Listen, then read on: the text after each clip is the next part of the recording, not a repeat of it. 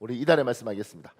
우리 하나님과 주 예수 그리스도의 은혜대로 우리 하나님과 주 예수 그리스도의 은혜대로 우리 주 예수의 이름이 너희 가운데서 영광을 받으시고 우리 주 예수의 이름이 너희 가운데서 영광을 받으시고 너희도 그 안에서 영광을 받게 하려 함이라. 너희도 그 안에서 영광을 받게 하려 합니다. 데살로니가후서 1장 12절 말씀 데살로니가후서 1장 12절 말씀. 우리 기도하겠습니다. 아버지 하나님, 우리 주 예수의 이름이 나와 내 가족 가운데서 존귀함을 받게 하옵소서. 아버지 하나님, 우리 주 예수의 이름이 나와 내 가족 가운데서 존귀함을 받게 하옵소서. 창대교회 안에서 예수 그리스도 이름이 영광을 받게 하옵소서. 창대교회 안에서 예수 그리스도의 이름이 영광을 받게 하옵소서. 대한민국 안에서 나사렛 우리 주 예수의 이름이 높임을 받게 하옵소서. 대한민국 안에서 나사렛 우리 주 예수의 이름이 높임을 받게 하옵소서. 예수님의 이름으로 기도합니다. 예수님의 이름으로 기도합니다. 하나님 우리 기도 들으신 줄 믿습니다. 아멘. 아멘. 감사합니다. 제가 이렇게 말씀을 시작했습니다. 오늘은 2023년 12월 31일입니다. 주일입니다. 그리고 2023년의 마지막 날입니다. 내일이면 2024년이 됩니다. 창세기 1장 1절에서 5절 말씀을 통하여 2023년을 어떤 시각으로 마무리할 것인지와 2024년을 어떤 관점에서 맞이할 것인가를 살펴보려고 합니다. 그 밑에요. 참고로 유대인에게 안식일은 모든 일을 멈추고 휴식을 취하며 지난 날을 되돌아보는 날입니다. 삶을 사는 동안 계속 앞으로 나아가는 것도 중요합니다. 그러나 자신이 지나온 시간을 복귀해보고 삶의 결과를 살펴보는 과정은 인생에서 큰 도움이 됩니다. 그러니까 항상 우리는 어떤 시기가 되면 이 시기를 딱 스탑하고 지금까지 왔던 걸 돌아보는 겁니다. 그래서 맥주 감사절이 상반 7월 첫째 주에 있잖아요. 그때는 상반기를 이렇게 돌아보죠. 돌아보는 이유는 후회하고 탄식하고 내가 미쳤어요, 왜 그랬을까, 이게 아니고 이걸 통해서 그럼 앞으로 하반기를 어떻게 살지, 이렇게 되는 거예요. 그리고 지금 같은 경우에도 2023년 마지막 주일날 다시 한번 돌아보는 겁니다.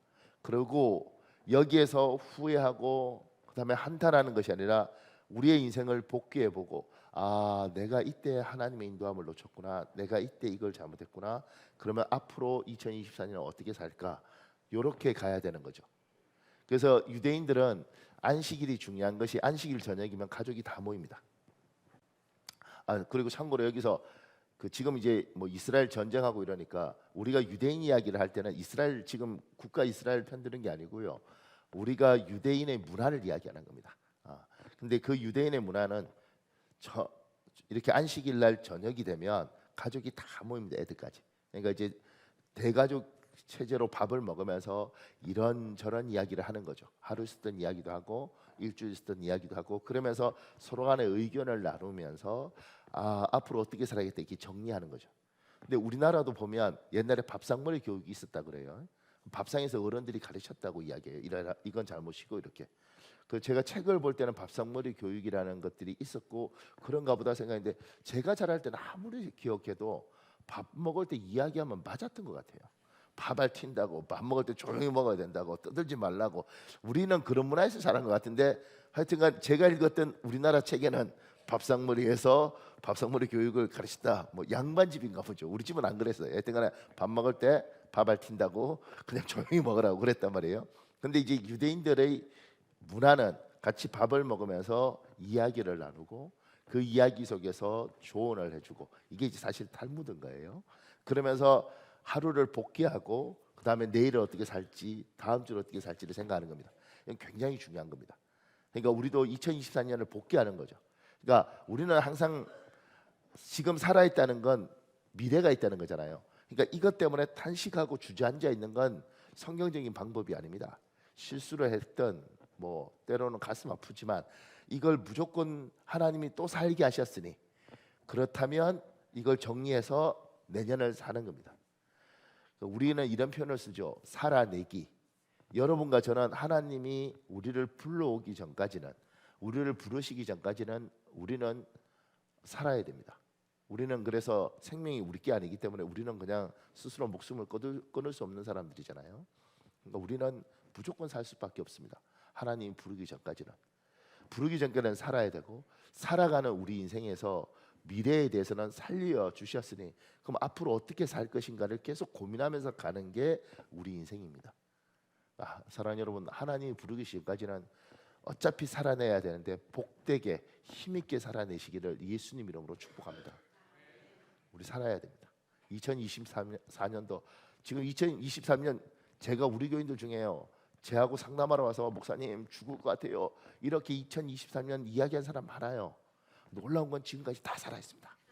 아무도 하지 않았습니다. 그러니까 이렇게 다 살아 있으니 내년도 또 살아가야 될 텐데 내년도 잘 살아가시기를 예수님 이름으로 축복합니다. 이제 올해를 정리를 한번 해보자는 거죠. 자, 보세요. 우리 창세기 1장 5절에 있습니다. 여러분 읽어볼래요? 시작. 하나님이 빛을 낮이라 부르시고 어둠을 밤이라 부르시니라. 저녁이 되고 아침이 되니 이는 첫째 날입니다. 저녁이 되고 아침이 되니 직관적으로 이해가 되지 않습니다. 직관적으로 이해가 가려면 아침이 되고 저녁이 되니 이는 첫째 날이라고 해야 합니다. 직관적인 이해란 봄, 여름, 가을 다음 순서가 당연히 겨울인 것처럼 초등학교, 중학교, 고등학교 다음 순서가 대학교인 것처럼 우리가 자연스럽게 받아들일 수 있다는 뜻입니다. 성경에서 직관적으로 이해되지 않는 문장이 종종 나옵니다. 그런 성구를 꼼꼼히 곱씹어 보면 감추어진 의미가 있습니다. 그러니까 왜 아침이 되고 그리고 그 다음에 저녁이 되니 이렇게 말하지 않고 저녁이 되고 아침이 되니 이렇게 말을 하느냐는 거예요. 그러니까 우리 입장에서는 왜 이렇게 저녁부터 계산되지? 이렇게 우리는 접근한 거예요. 그러니까 전 세계 모든 나라들이 한 나라 빼놓고 모든 나라들이 아침부터 시작하는 거예요. 아침형 인간, 아침이 달라지면 인생이 달라진다. 뭐 이러면서 아침부터 시작을 하는데 이 유대인들은 저녁 6시부터 그날부터 아침이 그러니까 그때부터 이제 하루가 시작되는 거죠. 그러니까 하루 시작이 달라요. 성경에 있는 이 저녁이 되고 아침이 되고 이걸 맞춰서 저녁 6시부터 이들은 하루가 시작하는 겁니다. 그러니까 우리하고 굉장히 다른 개념인 거죠. 왜 이렇게 살지? 성경에서 왔어요. 왜 이런 식이지? 그때 이제 우리는 질문하는 거죠. 하나님 왜 이렇게 말씀하셨죠? 왜 이렇게 접근하시죠? 이렇게. 그럼 돼요. 저녁이 되고 아침이 되면은 창조의 첫 부분에서도 발견됩니다. 우리 창세기 1장 2절 3절 있습니다. 여러분 읽어볼래요? 시작. 땅이 혼돈하고 공허하며 흑암이 깊음 위에 있고 하나님의 영은 수면 위에 운행하시니라. 하나님이 이르시되 빛이 있으라 하시니 빛이 있었고. 땅이 혼돈하고 공허하며 번역 때문에 오해가 있습니다. 태초에 아무것도 없었다는 뜻입니다. 저녁입니다. 아무것도 없는 상태에서 빛이 있으라 말씀합니다. 그래서 세상에 빛이 생깁니다. 아침이 된 것입니다. 여기에 대한 설명이 좀 필요해요. 창세기 1장 2절은 신학교를 다녀도 이게 이해를 잘 못해요.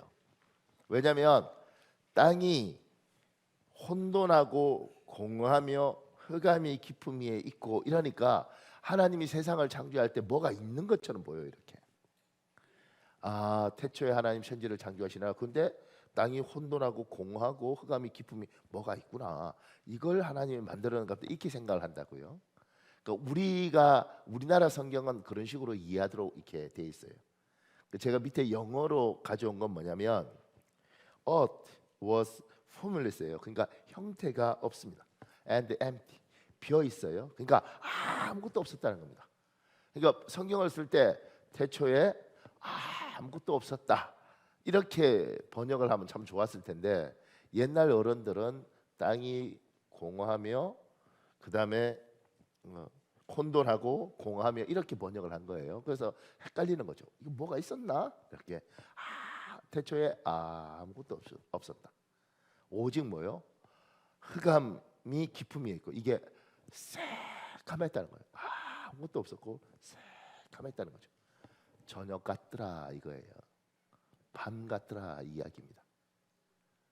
이런 가운데 하나님의 신이 수면 위를 운행하니라 이렇게 돼 있으니까 이걸 보면 하나님의 성령께서 무리를 옮겨 다녔나? 태초에 흙이 뭐 이렇게 땅이 이렇게 막 엉켜 있고 물도 있었나? 이렇게 생각하는데 그게 아니고 우리가 성령은 바람 같다 그러잖아요. 안 보이잖아요.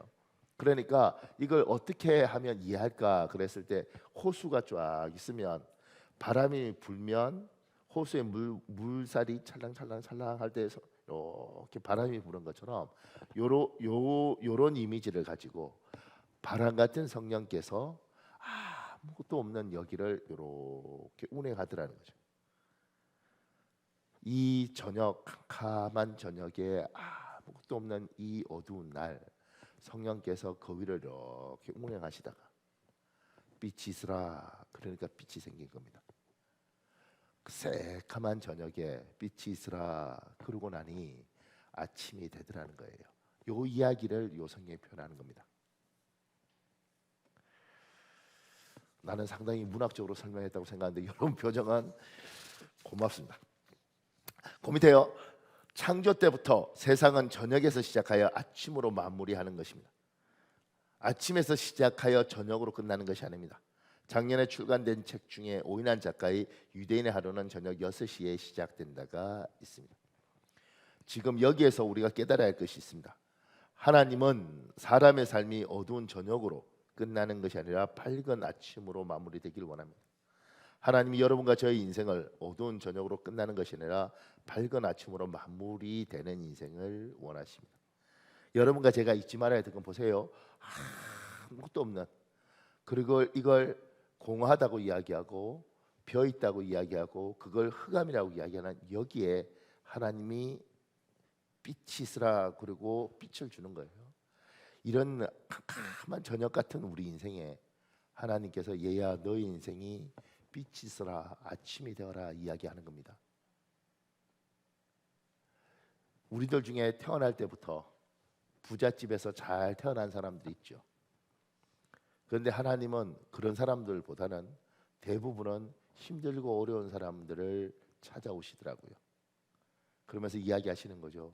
얘야 네 인생이 칠흑 같은 밤이니 어두운 저녁이니 그러면 얘야 내 손 잡아라. 그러면 내가 너에게 밝은 날을 줄 거다. 이렇게 우리의 신앙은 시작됩니다. 그러니까 인생을 살아보면 어떤 사람들은 정말 화려하게 태어났지만 비참하게 인생을 끝내는 사람이 있습니다. 찬란한 아침으로 시작했지만 그의 마지막은 처참한 저녁이 되는 사람들이 있습니다. 우리나라 소설가 중에 김동인 씨 같은 사람들이 있었는데 그런 사람들은요 평양 갑부의 자식으로 태어나서 우리는 이제 그렇게 읽었어요. 책을 읽을 때 원고지, 옛날 원고지를 금박 원고지에다가 글을 쓴다고 합니다. 굉장한 거죠. 그러니까 그만큼 부자였다는 거예요. 그렇게 부잣집에 태어나서 금박 원고지에 글 쓰면서 평생 대우를 받는 것처럼 살고 타고난 또 천재이니까. 근데 그의 마지막은 길거리에서 객사했습니다.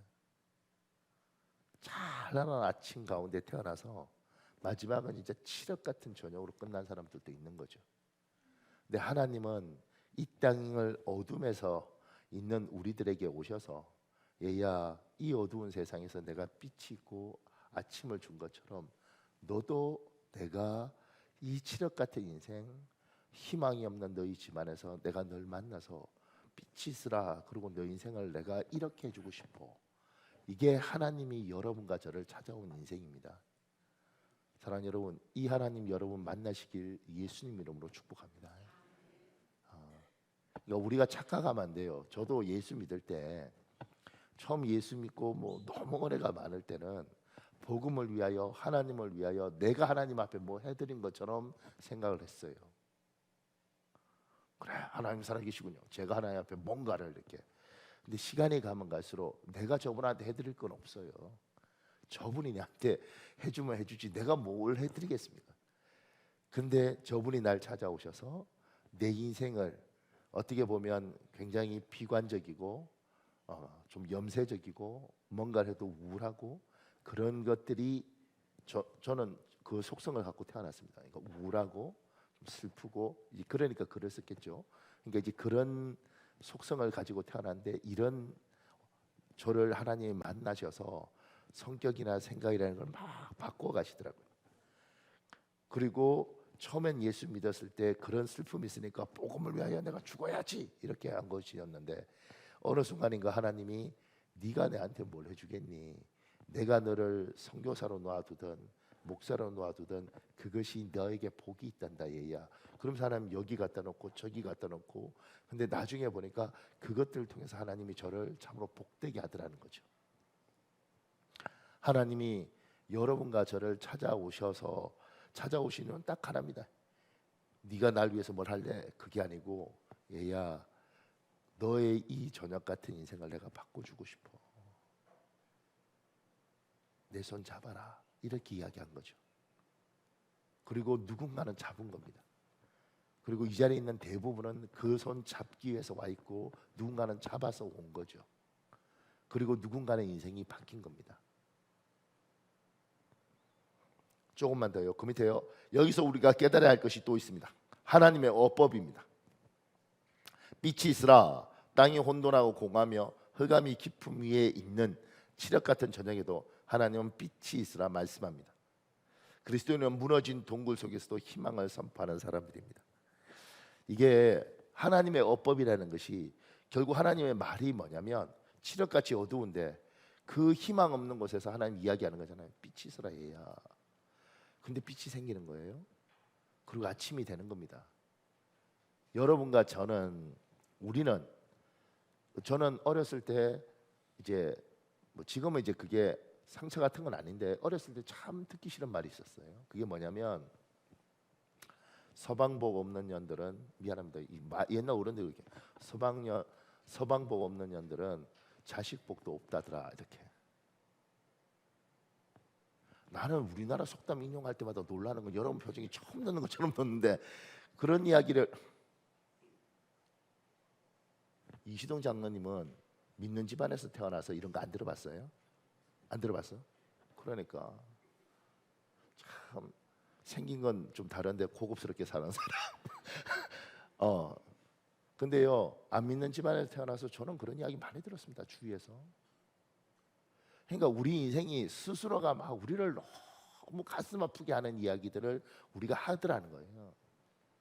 이게 우리의 어법이고, 그런 어법을 자식한테 물려주고, 우리 주위에서 그렇게 이야기하고 그렇게 살더라는 거죠. 지지리 복도 없어, 뭐 이런 이야기도.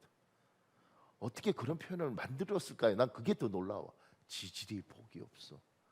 근데 그런 말들을 듣고, 그런 이야기를 듣고, 우리는 그 속에서 참 힘들고 어렵게 태어나서 그런 이야기 들으면서 그 속에 살다가 그렇게 죽는 거예요. 근데 하나님은 아무 희망이 없는 우리들에게 이야기하는 거잖아요. 지금처럼 빛이 있어라. 이게 하나님의 어법이라고요. 그럼 우리도 누군가에게 그렇게 이야기를 해야 되는 거죠. 이 사람을 보는 게 아니고, 이 사람이 하나님을 만났다면, 하나님은 어둠 속에서도 빛을 창조하시니, 집사님, 하나님이 살아계시면 하나님이 일하실 거예요. 이렇게 이야기를 하는 겁니다. 그건 상황을 보는 것도 아니고, 이 사람 보는 것도 아니고, 하나님이 살아계시면, 하나님이 당신을 불렀으면 그러려고 부른 거 아니냐, 이 이야기를 하는 거예요. 우리 모두가, 우리들 중에는 제가 우리 성도들 중에 그런 성도도 있어요. 그냥 놔둬도 저 집사님은 복 받겠다. 왜냐면 하는 거 보니까 복 받을 수밖에 없을 것 같아요. 또 어떤 집사람 보면, 야, 어떻게 생각을 해도 저렇게 생각을 막히게 하냐. 왜 저럴까? 참고로 지금 보세요. 나 눈 안 마주치고 있습니다. 요때 눈 마주치면 내 이야기구나 이렇게 하고 내가 눈 안 마주치고 있는데, 보세요. 어떻게 생각을 해도 저렇게 생각을 하나. 참 복없게 생각한다, 이런 사람도 있단 말이에요. 그러면 우리의 논리적으로 판단해 이거죠. 집사님 그렇게 생각하면 복이 없어요. 이렇게 말을 해야 되는 거잖아요. 그러고 말하고 싶어요. 그런데 하나님의 어법은 뭐냐면, 내가 볼 때도 하는 거 보면 가슴이 아픈데, 집사님 그래도 하나님 살아계시니, 당신이 지금 고생하고 연단당하고 어려움을 당할지 몰라도 하나님이 당신 기억할 거다. 이렇게 우리는 이야기하는 거예요. 집사님, 하나님이 그래도 집사님의 하나님이잖아. 하나님이 집사님 기억할 거야. 우리는 이게 몸에 배어 있는 하나님의 어법이 우리한테 몸에 배어 있어야 되는 거죠.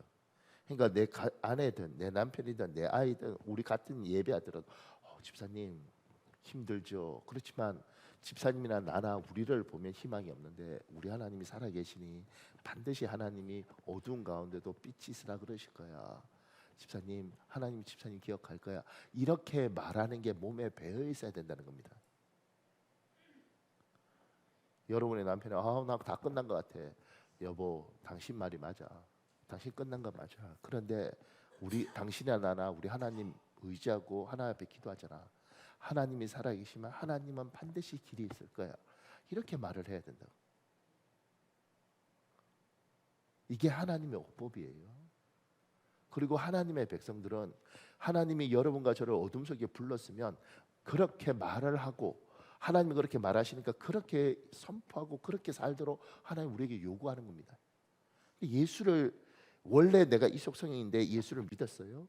그런데 여전히 이 속성을 가지고 자꾸 말을 해요. 아우, 이 대한민국 무슨 희망이 있겠어. 하여튼 우리는 다 죽는 거야. 조선 놈은 맞아야 돼. 막 이런 말들을 그냥 툭툭 뱉어대는 거지. 하나님의 어법은, 하나님은 그렇죠, 우리 민족성 참 가슴 아프죠. 그렇지만 하나님이 우리 민족을 축복하시고 하나님 믿는 사람들이 있으니 하나님이 뭔가 하실 거예요. 저는 제 친구 목사가 했던 말, 제가 더 젊었을 때 젊은 우리 목사들끼리, 야, 대한민국 교회 끝났어. 1980년대 1970년대 80년대 한참 부흥했는데, 야, 한국 교회 끝났어. 그랬을 때 제 친구 목사가 한 말 있어요. 저한테, 목사님, 무슨 말 같지 않은 소리. 우리 하나님이 교회를 포기할 것 같아. 자기 교회를 포기할 것 같아. 다 이러더라. 제가 그때 이후에 그 친구 존경합니다. 저렇게 말을 해야 되는구나. 그리고 그 친구는 그렇게 믿어요. 아유, 여보, 우리 아들이지만 저거 사람 안 될 것 같아. 여보, 하나님이 얘 포기할 것 같아. 하나님이 얘 버릴 것 같아. 이렇게 이야기해야 되는 거죠. 여보, 나는 안 될 것 같아. 무슨 소리야? 하나님이 당신 포기할 것 같아. 하나님의 어법을 배워야 되는 겁니다. 사랑하는 여러분, 여러분이 오늘 빛이 있으라, 이 하나님의 말씀처럼 이 하나님의 어법이 여러분에게 있기를 예수님 이름으로 축복합니다. 그 밑에요, 여러분과 저의 인생이 저녁으로 끝날지 아침으로 끝날지는 우리가 처한 가정 형편이나 한국의 경제적 상황이 결정하는 것이 아닙니다. 이것은 우리의 믿음이 결정하는 것입니다. 하나님은 너희 믿음대로 되어라고 말씀합니다. 기도하십시오. 내 인생이, 내 가정이, 내 신앙생활이, 내 직장생활이 어두운 저녁이 아니라 밝은 아침으로 마무리될 것이라는 믿음을 주옵소서. 우리 마태복음 9장 28절에서 29절 있습니다. 여러분 읽어볼래요? 시작. 예수님이 집 안으로 들어가시자 서경들이 예수님께 나왔다. 예수님이 그들에게 너희는 내가 이 일을 할 수 있으리라고 믿느냐 하고 물으시자 그들은 예 주님 우리가 믿습니다 하고 대답하였다. 그때 예수님이 그들의 눈을 만지시며 너희 믿음대로 되어라 하셨다.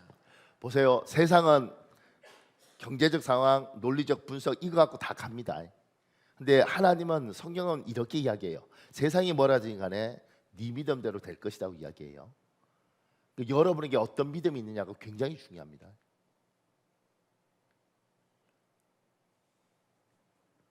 제가 오늘 아침에 저희 아내하고 이제 교회 오면서 이렇게 보는데, 벽산 아파트 지금 겨울이잖아요.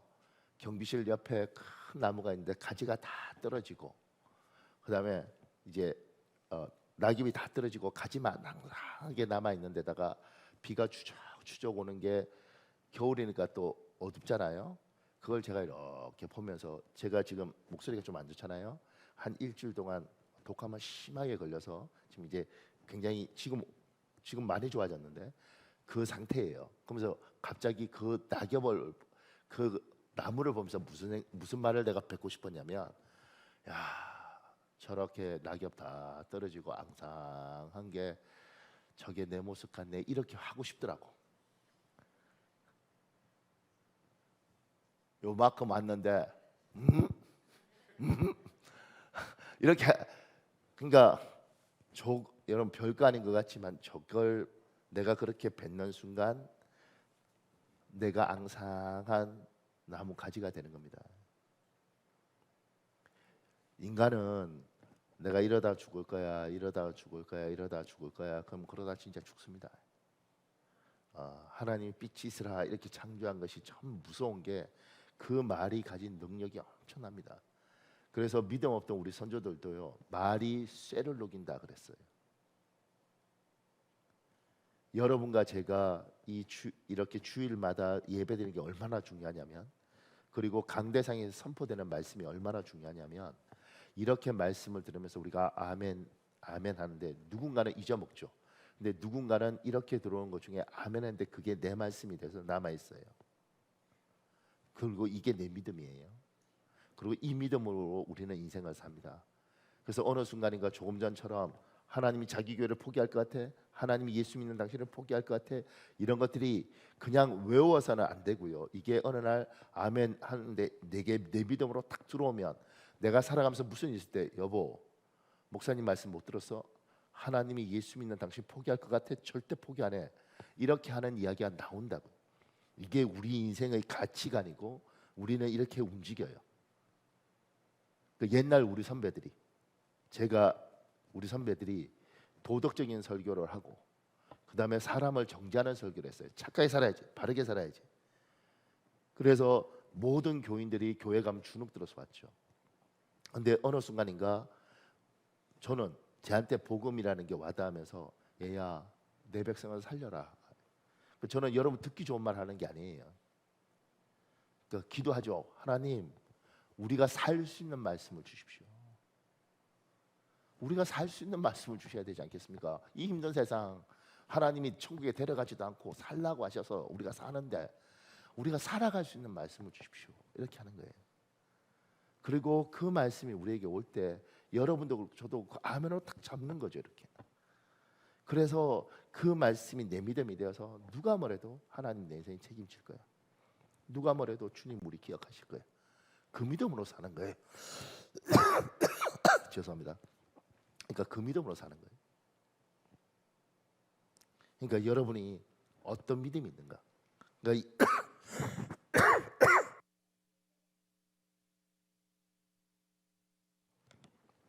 그러니까 여러분의 하나님이 지금 오늘 말씀이 그러잖아요. 내 믿음대로 되어라. 나에게 어떤 믿음이 있는가? 주님이 절대로 나를 저녁에 초라하게 그렇게 죽도록 만들지 않으실 것이다. 내가 믿지 않는 부모에 태어나고, 내가 가난한 집안에 태어나고, 내가 저녁 같은 인생에서 태어났지만 주께서 반드시 나에게 빛이 있으라 그러시고 아침을 줄 것이다. 저녁이 되고 아침이 되니 하나님은 나에게 아침을 주기 위해서 나를 부르셨다. 이 믿음을 붙들고 사시기를 예수님 이름으로 축복합니다. 믿으십시오, 여러분. 하나님이 여러분 저 고생시키는 게 아니라 정말 복 주고 싶어서 불렀어요. 우리 너무 불쌍하잖아. 저는 우리 민족 보면 진짜 불쌍해요. 불쌍한 이 대한민국 민족들 위에 복음이 왔고, 그 복음이 이야기하는 거죠. 살아라. 얘야 살아라. 같은 민족끼리 총질하고 다른 민족에게 그렇게 많이 짓밟히고, 얘야 나 붙들고 살아라. 니들이 태어난 나라는 저녁 같은 나라지만 나 붙잡고 살아라. 하나님 그렇게 이야기하는 겁니다. 그랬을 때 이렇게 말씀이 오면, 그래요 아멘 주님, 내가 저녁이지만 반드시 아침이 될 줄 믿습니다. 그 믿음으로 올 한 해 잘 버틴 줄 믿는데, 내년에도 이 믿음으로 잘 승리하시기를 예수님 이름으로 축복합니다. 우리 조금만 더요. 그 밑에 1절 태초에 하나님이 천지를 창조하시니라. 2023년 한 해 동안 전 세계에 발생한 사건 사고를 보면서 하나님이 과연 살아계신가 의문을 던지는 사람이 있습니다. 우리는 하나님이 재판장이시고 사법 경찰관이 되어서 우리 사회의 정의를 실현시켜 주시기를 갈망합니다. 그런데 현실은 그렇지 않습니다. 악인이 더 잘 사는 것 같습니다. 그래서 하나님께 실망합니다. 우리 전도서 8장 11절에 13절 있습니다. 여러분 읽어볼래요? 시작. 하나님이 죄인들을 즉시 벌하시지 않기 때문에 사람들의 마음이 악을 행하는 데 담대하다. 죄인이 100번을 범죄하고도 여전히 살아남을 수 있을는지 모르지만 내가 알기에는 하나님을 두려운 마음으로 섬기는 자가 분명히 잘 것이다. 그러나 악인은 하나님을 두려워하지 않으므로 그는 잘 되지 못하고 그들의 사는 날이 그런 자와 같아서 곧 죽고 말 것이다. 저는 어렸을 때 예수 안 믿을 때 늘 생각했어요. 하나님 살아계시면 나쁜 놈들 다 죽여야지. 왜 저렇게 살려두셔? 하나님이 있으면 세상은 이렇게 안 될 거야. 하나님 없어. 이렇게 이야기했어요. 근데 어쩌다가 제가 예수를 믿어버렸네요. 그러니까 이렇게 이야기하게 되더라고요. 하나님, 저것도 그냥 놔두실 겁니까? 저 나쁜 놈들? 좀 심판하시죠. 하나님 심판 안 하시니 이 나쁜 놈들이 팽배한 거 아닙니까? 저것들 다 하나님 좀 죽이셔야죠. 이렇게 제가 이야기하더라는 거죠. 그리고 오늘 말씀도 죄인들이, 즉 11절에 보면 악을 행한 데 사람들이 담대한 건 죄인들이 즉시 벌을 받지 않아요. 심지어 100번을 범죄도 여전히 살아있어요. 그러니까 하나님이 어디 있어? 이런 마음이 드는 거죠. 하나님, 이 세상이 정의롭지 않아요. 하나님, 이건 잘못됐어요. 우리는 이렇게 이야기하는 거예요. 그런데 성경은 이렇게 이야기합니다. 하나님은 그 악한 자가 죄악 가운데 죽는 것보다 죄의 길에서 돌이켜 떠나길 기다리십니다. 우리 에스겔 33장 11절 있습니다. 여러분 읽어볼래요? 시작. 너는 그들에게 말하라. 주 여호와의 말씀이니라. 나의 삶을 두고 맹세하노니 나는 악인이 죽는 것을 기뻐하지 아니하고 악인이 그의 길에서 돌이켜 떠나 사는 것을 기뻐하노라. 이스라엘 족속아 돌이키고 돌이키라. 너희 악한 길에서 떠나라. 어찌 죽고자 하느냐 하셨다 하라. 여기서 우리가 깨달아야 할 것이 있습니다. 하나님은 선하십니다. 우리의 복수심 때문에 하나님의 선하심을 비난할 수 없습니다. 우리의 정의로움 때문에 하나님의 선하심을 비난할 수 없습니다. 여러분과 제가 정의로우니까 하나님 저것들 왜 안 죽이세요? 하나님은 그냥 놓아두시니까. 세상이 이렇게 악하잖아요. 세상 사람들이 하나님 어딨냐고 이야기하잖아요. 하나님 저들 빨리 심판하세요. 이렇게 우리가 이야기하죠. 여러분의 정의로움, 여러분의 복수심, 이것 때문에 하나님의 선하심에 대해서 나무랄 수 없다. 또 하나 우리가 알아야 될 건 하나님의 심판 앞에서 나는 정의로운가입니다. 하나님의 선하심이 나에게 적용되어서 내가 예수님을 믿게 되었고 지금 예배의 자리에 있게 된 것입니다. 특히 우리들 중에 젊은 사람들은, 정의로운 사람들은 그렇게 생각할 거예요. 저것들 진짜 나빠요 하나님. 그런데 하나님 이렇게 물으실 수 있고 우리도 스스로 질문할 필요가 있습니다. 저 사람보다 네가 정의로운 건 맞다. 저 사람보다 네가 의로운 건 맞다. 근데 너 정말 하나님 앞에서 의롭냐? 너는 정말 순결하냐? 우리는 지금 대한민국에서 배웁니다. 털어서 먼지 안 나오는 인간은 없습니다. 누구든지 걸리면 죽습니다.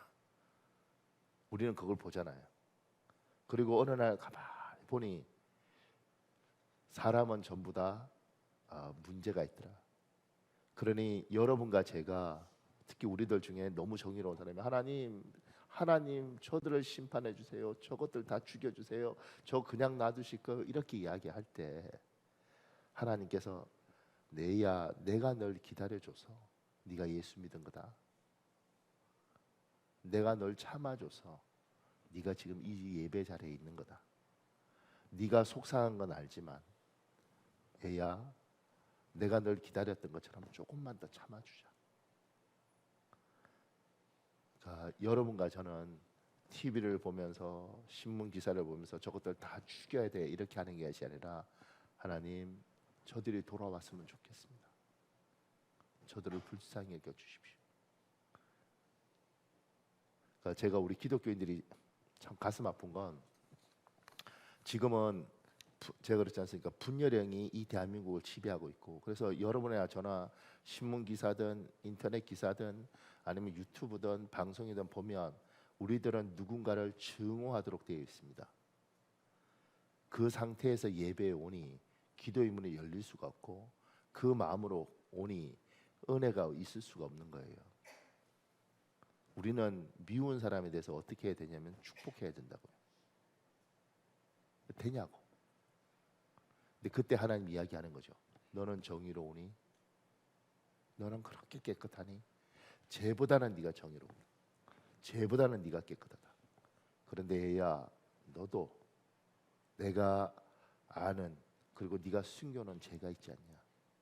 은밀한 죄가 있지 않냐? 그러니 나는 제가 회개하고 돌아오는 걸 기다리는 것처럼 나는 너도 회개했으면 좋겠다. 그리고 네가 저를 향해서 돌을 던지지 말고 저를 위해서 기도했으면 좋겠다. 사랑하는 여러분, 잘 안 되시겠지만 저도 잘 안 돼요.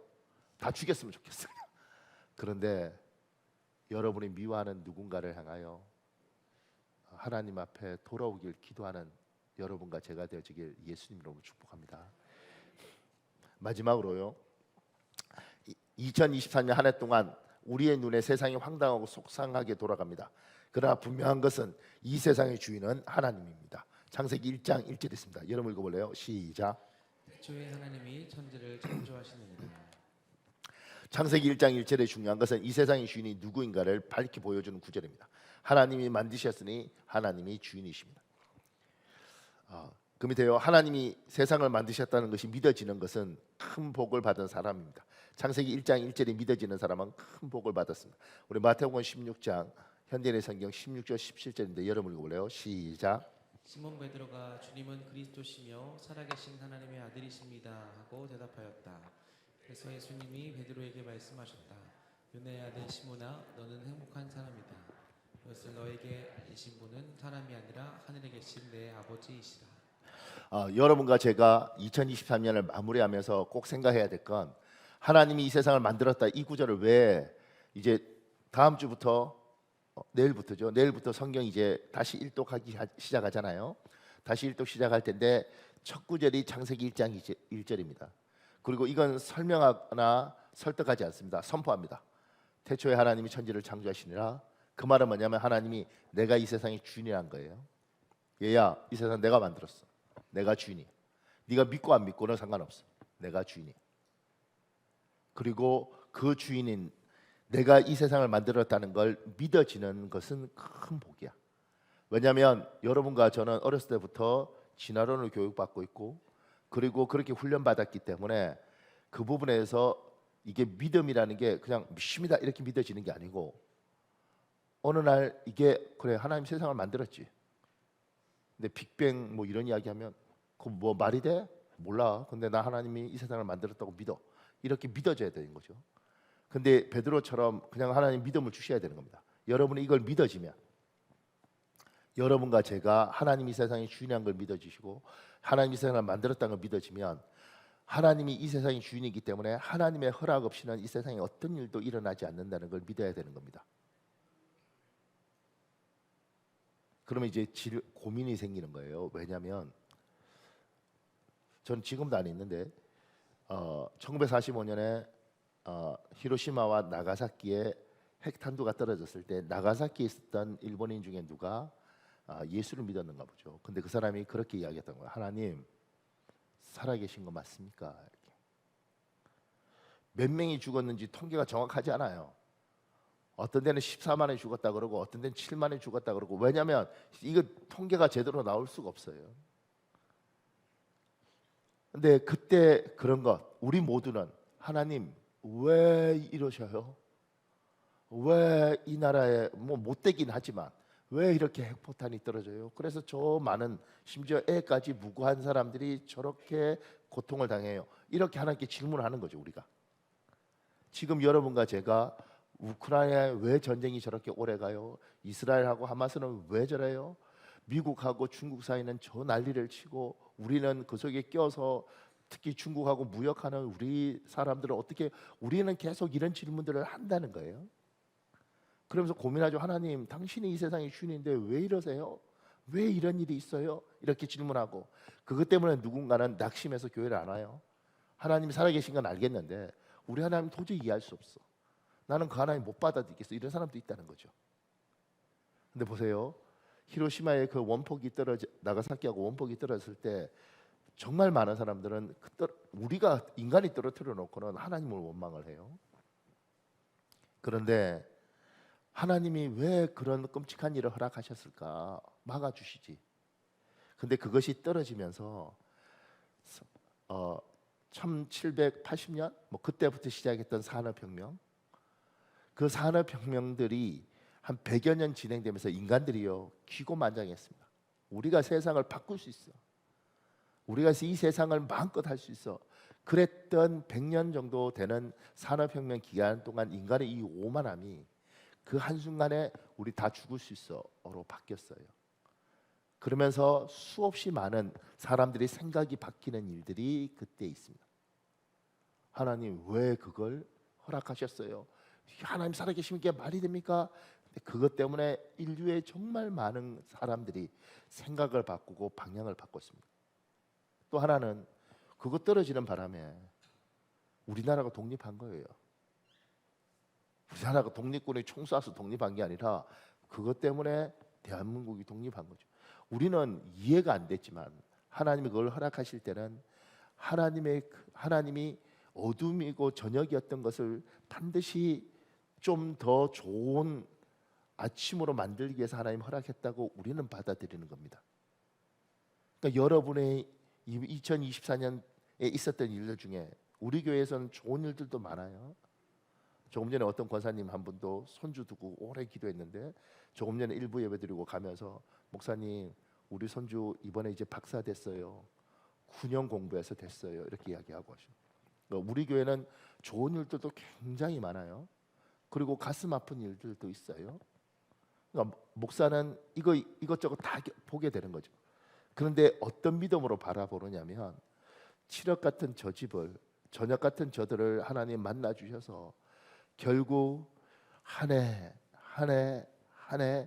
결국은 아침으로 인생을 만들어 주기 위해서 하나님이 진행해 가는 과정이라고 믿는 겁니다. 이게 믿음이에요. 결국 하나님이 저 집안을 복 주려고 하구나. 그런데 이 2023년 힘들었지만 그래도 저 믿음 갖고 좀 버텨줬으면 좋겠다. 사람들이 부끄러워서 교회 안 오고 싶기도 하고 때로는 기도하고 싶지도 않고 그럴 수도 있지만 이 사람이 이걸 잘 이겨서 하나님 지금은 저녁이지만 반드시 주께서 빛이 있으라 그러시면서 언젠가는 아침이 되게 하실 줄 믿습니다. 이 믿음을 가지고 버텨줬으면 좋겠다. 우리 교인들 중엔 그 믿음으로 잘 버텨서 2023년 참 많은 영광을 본 사람들이 있고 그리고 다시 한번 하나님께서 다 풀린 게 아니니까 풀어주실 걸 믿으면서 가는 사람들도 있고요.